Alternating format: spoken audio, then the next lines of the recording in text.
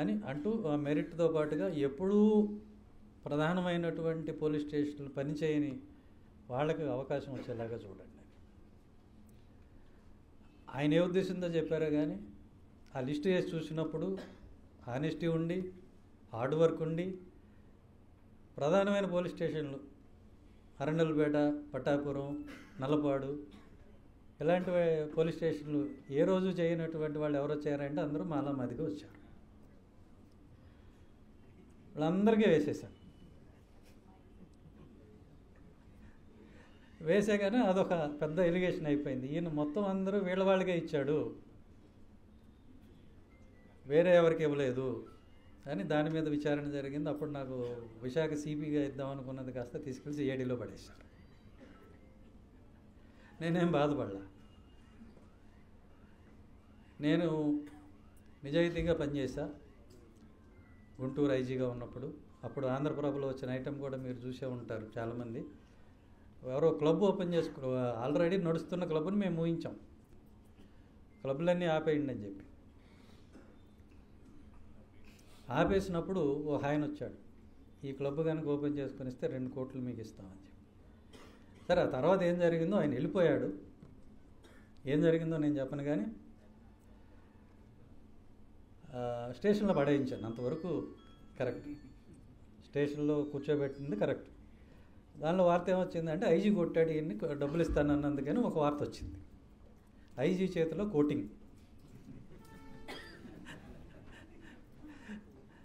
అని.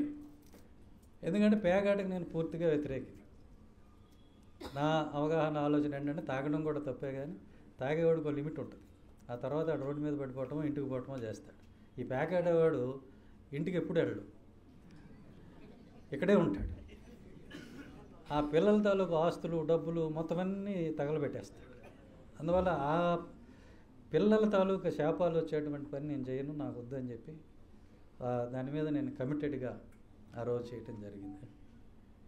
అప్పుడు మన ఆంధ్రజ్యోతి పేపర్లోనే రాశారు, ఇలా డబ్బులు ఇస్తారంటే పడుతున్నాడు వీడు, ఎవరు వెళ్ళబాకండి అని చెప్పి. డబ్బు చేదేం కాదు ఎవడికి, కానీ ఒక మంచి చెడు అనేది ఒకటి ఉంటుంది. చిన్నపిల్లలు ఉసురు పోసుకుని అది బాగుపడతాం అనేది నేనైతే అనుకోను. సరే, అది జరిగింది. నేను చెప్పా, నేను ఇవన్నీ ఇంత పద్ధతిగా ఉండటం, ఇవన్నీ దేనికి, ఇవన్నీ ఉన్నాను.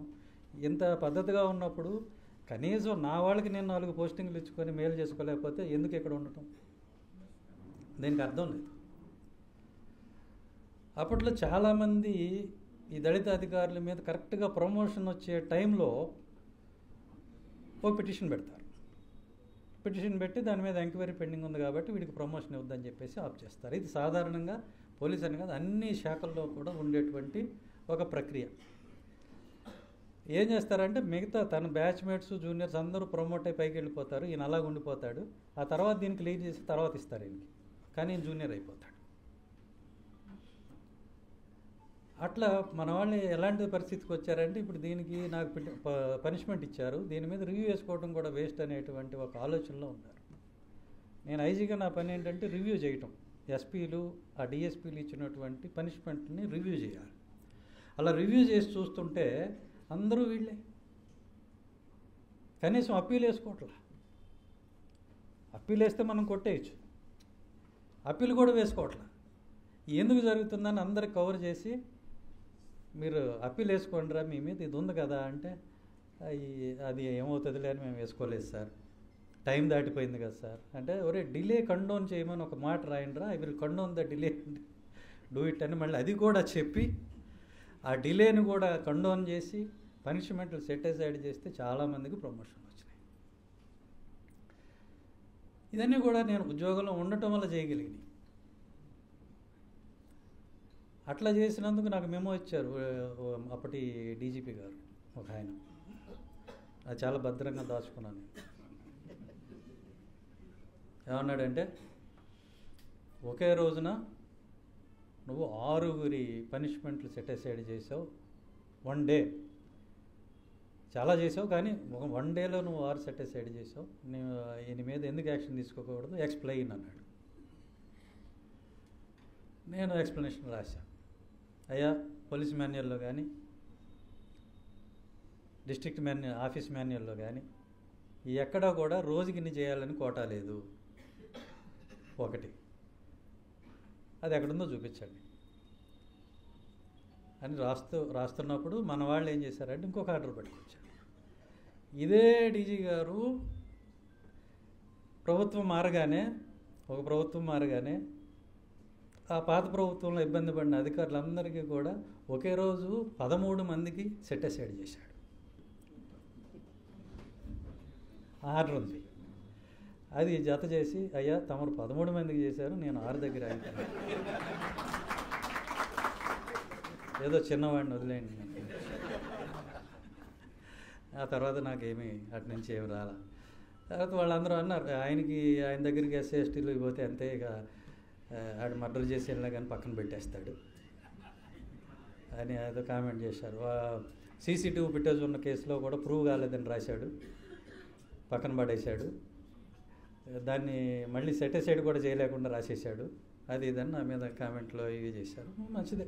ఇప్పుడు నేను ఉన్నందుకు నా వాళ్ళకు కూడా నేను ఎవరికి ఏమి అది చేసుకోలేకపోతే ఇది కులం అని కాదు. వీళ్ళకి ఎవడు చేయడు. పోనీ వీళ్ళకి న్యాయం చేసేవాడు ఎవడన్నా వస్తాడా చేస్తాడా అంటే చేయడు. మరి నేను కూడా చేయకపోతే ఎందుకు అక్కడ? అది అన్యాయం కదా. నేనేమి వన్ సైడెడ్గా చేయటంలా, వాళ్ళకి న్యాయంగానే చేశా, న్యాయంగా రావాల్సినవే ఇచ్చా. అయినా కూడా అది పెద్ద తప్పై కూర్చుంది. సరే, దానికి ఫలితం నేను అనుభవించాను, పక్కకు పోయాను, ఇదంతా జరిగింది. ఆ తర్వాత కూడా నేను సిఐడిలో ఉండగా అందరూ ఏదేదో మాట్లాడతారు, అది చేశారు, వాళ్ళకి ఎవరికో నోటీసులు ఇచ్చారు, ఇవన్నీ మాట్లాడతారు. కానీ అదంతా నా డ్యూటీలో భాగం. నేనేం చేస్తాను? మాంసం దుకాణంలో కైమా కొట్టే ఉద్యోగంలో జాయిన్ అయితే కత్తి పట్టుకుని కైమా కొట్టకుండా ఏం చేస్తాం? అది నా ఉద్యోగం, దానికి డబ్బులు ఇస్తున్నారు, పైగా ఇచ్చేది కూడా ప్రభుత్వం. కైమా కొట్లో పని కుదిరి నాకు మాంసం చూస్తే ఎలర్జీ, నేను రక్తం చూడలేనంటే కుదురుతుందా? కుదరదు. నా పని నేను చేయాలి. అట్లనే నేను ఉస్మానియా యూనివర్సిటీలో ఈ సపరేట్ తెలంగాణ మూమెంట్ అయినప్పుడు నేను అక్కడ బందోబస్తుకి వెళ్ళా. అక్కడ నేను డీసీపీగా పనిచేశాను. ఉస్మానియాలో నేను విద్యార్థిని కూడా, పూర్వ విద్యార్థిని. కాబట్టి నన్ను అక్కడ డ్యూటీ వేసినప్పుడు ఒక రోజున ఈ విద్యార్థులందరూ ఆర్ట్స్ కాలేజ్ భవనం పైకి ఎక్కేస్తారు, మేము దూకుతామని. సరే, నేను పోయాక ఎందుకు పైన రమ్మను, పంపిద్దాము, ఏం చేస్తావు రమ్మని అని చెప్పాను. అంటే లేదు సార్, వాళ్ళు ఫలానా నాయకుడు, ఒక పెద్ద నాయకుడు దత్తాత్రేయ గారు, ఆయన వస్తేనే మేము దిగుతాము, ఆయన వచ్చినాక మేము దిగుతాము అని అంటున్నారు. ఎవడు రాడు, తలకు మాసినాడు, ఏం చెప్పు. ఆయన దత్తాత్రేయ గారు, మరొక కేసీఆర్ గారు, వాళ్ళు వచ్చినప్పుడు నువ్వు దిగితే ఎదవా నీ మొహం ఎక్కడ కనపడదు.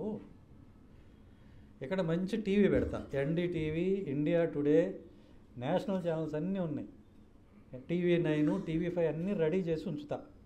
నువ్వు రా, దిగు, వాళ్ళు ఎదురుకుండా నిన్ను అరెస్ట్ చేస్తా, నిన్ను ఇక్కడ ఆపుతా, నువ్వు మాట్లాడు, నువ్వే ఫోకస్ అవుతావు.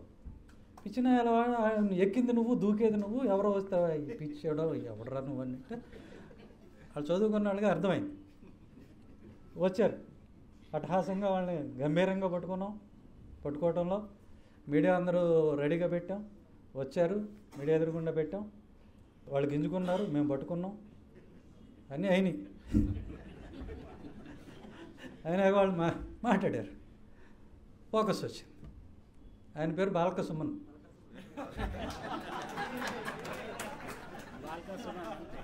MP.